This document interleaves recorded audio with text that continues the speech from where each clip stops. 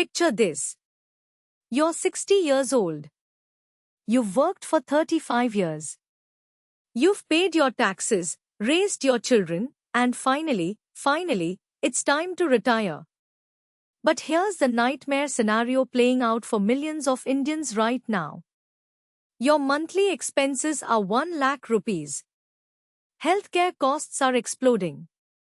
And your retirement corpus? It runs out in 12 years. You're 72, alive, healthy enough to worry, but completely broke. This isn't fear-mongering, my friends. This is mathematics. The average Indian today lives till 75. But most Indians have retirement savings that last only till 68.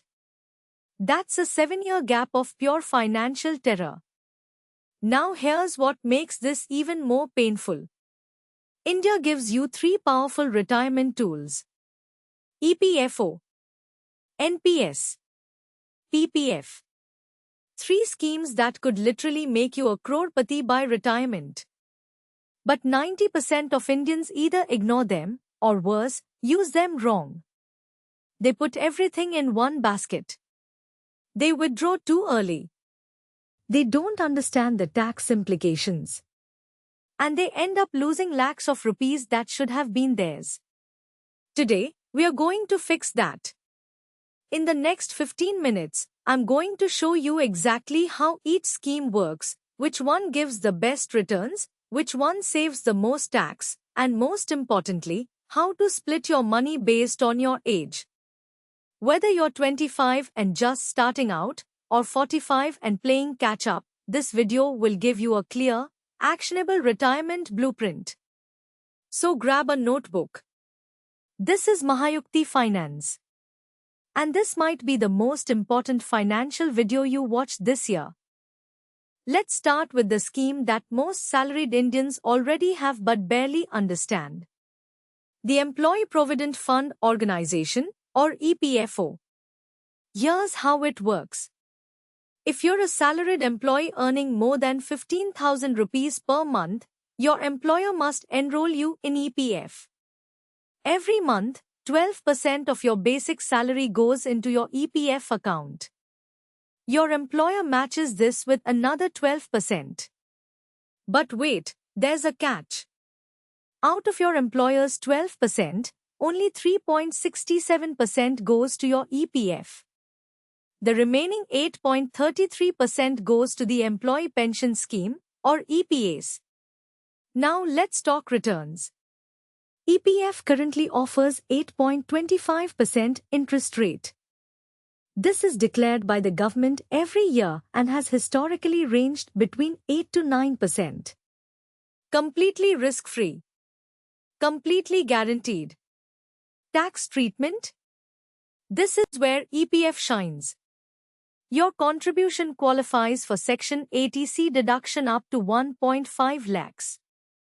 The interest earned is tax-free. And here's the best part. If you withdraw after 5 years of continuous service, the entire amount is completely tax-free. E-status. Exempt, exempt, exempt. But there's a dark side. Liquidity is terrible. You can only make partial withdrawals for specific purposes like medical emergencies, home purchase, or education. And if you withdraw before 5 years, your employer's contribution becomes taxable. The interest becomes taxable. You basically lose the biggest advantage of EPF. So think of EPF as your forced savings mechanism. It's not exciting. It's not flexible. But it's the foundation of your retirement. The money you cannot touch, which is exactly why it works. Now let's talk about the scheme that most Indians are sleeping on. The National Pension System, or NPS. And honestly, this could be your biggest wealth-building tool if you use it right. NPS is fundamentally different from EPF and PPF. Why? Because your money is invested in the market. You get to choose how much goes into equity, corporate bonds, and government securities. And this choice makes all the difference. There are two types of NPS accounts. Tier 1 is your primary retirement account with tax benefits but restricted withdrawals. Tier 2 is like a mutual fund with complete flexibility but no tax benefits. Let's focus on Tier 1. You can invest up to 50,000 rupees and claim additional tax deduction under Section 80 CCD 1B. This is over and above the 1.5 lakh limit of ATC. So effectively, you can save tax onto lakh rupees if you max out both EPF and NPS. Now, returns. This is where it gets exciting. NPS equity funds have delivered between 12 to 14% returns over the last 10 years. Even the conservative government bond option gives around 9 to 10%. Compare this to PPF's 7.1%. The difference over 30 years is crores of rupees. But here's the controversial part. At retirement, only 60% of your NPS corpus can be withdrawn as lump sum. The remaining 40% must be used to buy an annuity. Basically a pension that pays you monthly. And annuity rates in India are terrible. Around 5 to 6%. This is NPS's biggest weakness. Also, the lump sum you withdraw? Completely tax-free. But the annuity income? Taxable as per your slab. So the exit isn't as clean as EPF or PPF. Still, for anyone in their 20s or 30s, NPS's equity exposure can literally double your retirement corpus compared to playing it safe with PPF alone. Alright, now let's talk about India's favorite retirement scheme. The Public Provident Fund. PPF has been around since 1968. Your parents probably had one. Your grandparents definitely had one. And there's a good reason it's survived this long. PPF offers complete capital protection with government backing. The current interest rate is 7.1%, compounded annually. And the tax treatment? Same status as EPF. Investment is tax deductible under ATC. Interest earned is tax-free. And maturity amount is completely tax-free. No questions asked. The lock-in period is 15 years. But here's a detail most people miss. After 15 years, you can extend in blocks of 5 years, with or without fresh contributions. This means you can let your money compound tax-free for 20, 25, even 30 years. Partial withdrawals are allowed from the 7th year onwards, up to 50% of the balance. And you can take a loan against your PPF from the 3rd year till the 6th year. So liquidity isn't great, but it's better than EPF. Now let's address the elephant in the room. 7.1% returns. Is that good enough? Here's the truth. PPF's real return after adjusting for inflation is around 1 to 2%. Compare this to NPS equity funds delivering 8 to 9% real returns. Over 30 years, this difference is massive. A monthly investment of 10,000 rupees in PPF gives you approximately 76 lakhs after 30 years. The same amount in NPS with aggressive equity allocation could potentially give you 2 crore 50 lakhs. That's more than 3 times the corpus. So why use PPF at all? Because it's your safety component. The portion of your retirement that cannot go down regardless of what happens in the stock market. Every retirement portfolio needs this anchor. The question is, how much? Okay, now let's put all 3 schemes side by side and see exactly where each one wins and loses. First, returns. EPF gives 8.25%. PPF gives 7.1%. NPS equity funds have historically delivered 12 to 14%. Clear winner? NPS. But remember, NPS returns are market-linked and not guaranteed. Next, tax benefits while investing.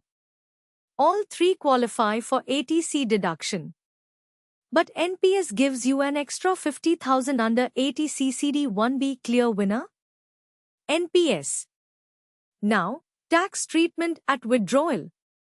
EPF after 5 years? Completely tax-free. PPF at maturity? Completely tax-free. NPS?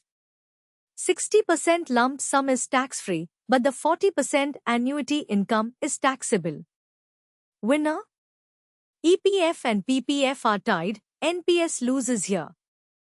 Liquidity comparison. EPF allows partial withdrawal only for specific purposes. PPF allows partial withdrawal from year 7, loans from year 3. NPS Tier 1? Partial withdrawal only after 10 years for specific purposes. 25% maximum. None of them are liquid. But PPF is slightly better than the other two. Control over investments. EPF? Zero control. Government decides where your money goes. PPF? Zero control. Fixed government securities only. NPS? Full control. You choose equity, corporate bonds, or government securities. You can even choose your fund manager. Clear winner? NPS by a mile. Now here's the important insight. No single scheme is the best. EPF is forced savings with decent returns. PPF is voluntary guaranteed safety. NPS is voluntary market-linked growth. You need all three working together. The question is, in what proportion? And that depends entirely on your age. This is the section that can literally change your financial future. I'm going to give you exact allocation percentages based on your age. Save this. Screenshot this. Share this with your friends. If you're in your 20s, you have 30 to 35 years until retirement. Your biggest advantage? Time. Compound interest loves time. Your strategy should be aggressive. EPF will automatically take care of your safe allocation through your employer. For your voluntary retirement savings, go 70% NPS with maximum equity exposure and 30% PPF. Yes, I'm saying put most of your voluntary money in NPS. At this age, market volatility doesn't matter because you have decades to recover from any crash. If you're in your 30s, you still have 25 to 30 years. Stay aggressive but start building your safety net. EPF continues as your base. Split your voluntary savings 50-50. 50% in NPS with 60 to 70% equity allocation, 50% in PPF. This gives you growth potential while building a guaranteed corpus. In your 40s, things change. You have 15 to 20 years left. Capital protection becomes more important. Continue maximizing EPF. Now shift to 40% NPS with 50% equity allocation and 60% PPF. You're locking in gains and reducing risk. In your 50s, preservation is everything. You cannot afford a market crash right before retirement. EPF remains your backbone. Go 20% NPS with maximum 25% equity and 80% PPF. At this stage, guaranteed returns matter more than potential returns. But here's the most important rule regardless of age. Never withdraw your EPF or PPF early unless it's a genuine emergency. Every early withdrawal costs you lakhs in lost compound interest. The money you don't touch is the money that makes you rich. Okay, enough theory. Let's talk about what you need to do this week to set up your retirement portfolio properly. Step 1. Check your EPF balance today. Download the Umang app or visit the EPFO portal. Know exactly how much you have accumulated. Many people have multiple EPF accounts from different employers that they've forgotten about. Consolidate everything into one account. Step 2. Open an NPS account if you haven't already. You can do this online in 15 minutes through ENPS portal. Choose the auto choice option based on your age, or active choice if you want to control your equity allocation. Start a monthly SIP of at least 5,000 rupees. Step 3. Open or review your PPF account.